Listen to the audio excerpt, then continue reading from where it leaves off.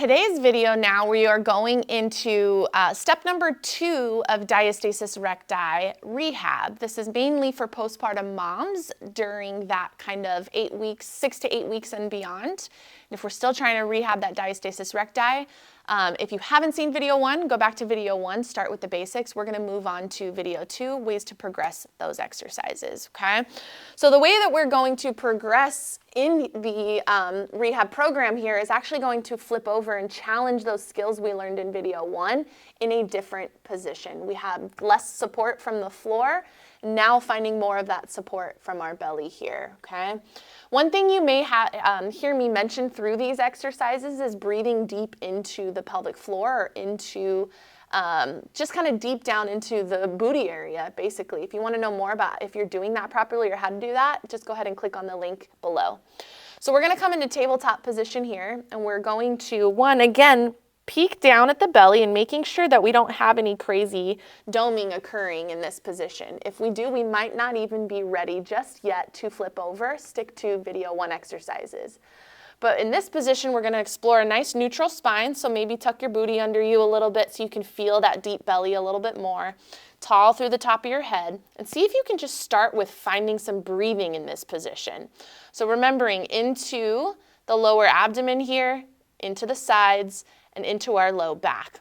So let's take a couple seconds here to just see if we can direct that breath into those spots.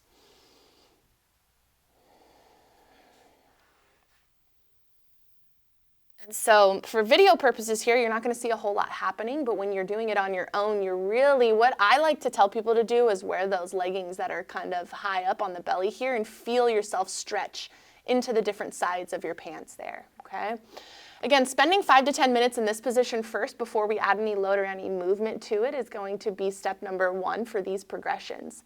Step number 2 is going to be starting to add some arm and some leg movement to it as well. So what we're going to do, starting with the arms, because I think it's probably the easiest, take that big old deep breath into the belly and into the back, and then slide on back down. You can stick to 1 and just get used to that movement, maybe 5 to 10 reps here. And then take a little break, check in, see how you're doing. Come on back to that position and then try the other one.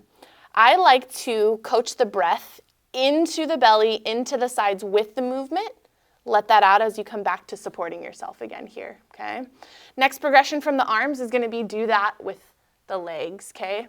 I like to slide the toe along the carpet here so you still feel like you have some support. If you're breathing and bracing properly into the belly here, you're going to have less of that like tilting of the pelvis or rocking back and forth here. Pretending we have a wine glass on our back, we don't want to spill it on the carpet. Take a massive breath into the back, into the pelvic floor, slide the toe, and slide on back here. Again, sticking to one leg and then switching to the other leg. Take breaks in between, just listen to the body, okay? Next progression from here would then be slide the hand, slide the foot, take a breath.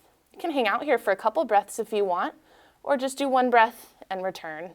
Again, wine glass on the back, breathing deep into the belly, deep into the sides, deep into the low back here to properly stabilize as we go through opposite arm, opposite leg movement, okay? Lastly is adding a little bit of load to this, okay? So as we progress through some of the extremity motions there, we're going to take a big old breath in. We're going to push the toes through the floor, and we're going to lift. This here is where I really want you to look down at the belly and make sure that we aren't getting any extra doming or any extra rounding in our diastasis area here, okay? If you are, don't be afraid. I want you to just see if you can direct your breath into your sides, into the pelvic floor a little bit more, and try that lift again. Okay, again, always peeking down and making sure that none of that doming is occurring. If it is, it might just be that's not right for you and you just need to regress the exercises.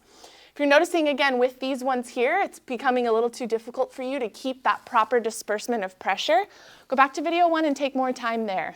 If you guys have any questions on what to do, go ahead and reach out to us. We can help you virtually or in person to help you through some of these progressions and where you should be.